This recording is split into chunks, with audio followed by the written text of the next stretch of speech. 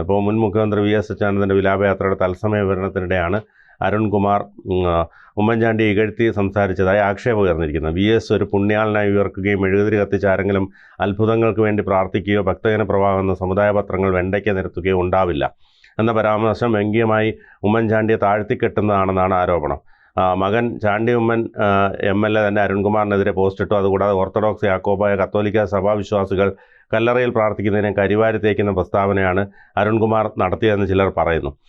മറ്റൊരു പ്രധാനപ്പെട്ട വസ്തുത, ഇപ്പോൾ ഈ പറഞ്ഞതുപോലെ ആലപ്പുഴയുടെ മണ്ണിൽ അദ്ദേഹം എത്തുമ്പോൾ അദ്ദേഹം വിപ്ലവത്തിൻ്റെ മണ്ണിൽ അദ്ദേഹം ഉഴുതുമറിച്ച വിപ്ലവത്തിൻ്റെ മണ്ണിൽ എന്നൊക്കെ പറയുമ്പോൾ സ്വാഭാവികമായും അദ്ദേഹം മാരാരിക്കുളത്ത് തോറ്റു.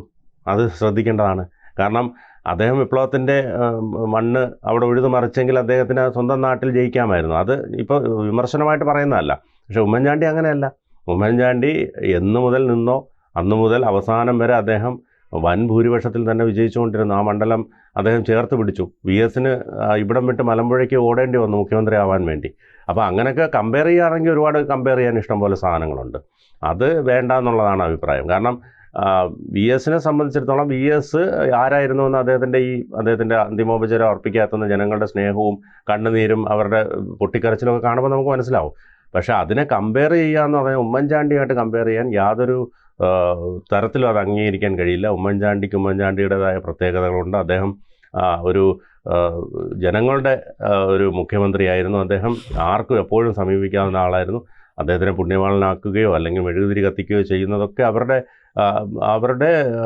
ഇഷ്ടപ്പെടുന്നവരുടെ ആഗ്രഹങ്ങൾക്കനുസരിച്ച് ചെയ്യുന്നതിനെന്താ, മറ്റാരെയും ദ്രോഹിച്ചുകൊണ്ടല്ലല്ലോ ചെയ്യുന്നത്. അല്ലെങ്കിൽ വേറെ ഏതെങ്കിലും അമ്പലം പൊളിച്ചുകൊണ്ട് അവിടെ ചെന്ന് പള്ളി സ്ഥാപിച്ച് ഉമ്മൻചാണ്ടിക്ക് വേണ്ടി മെഴുകുതിരി കത്തിക്കുകയല്ലോ. അവരുടെ കല്ലറയിൽ ചെന്ന് അവർ പ്രാർത്ഥിക്കുകയാണല്ലോ.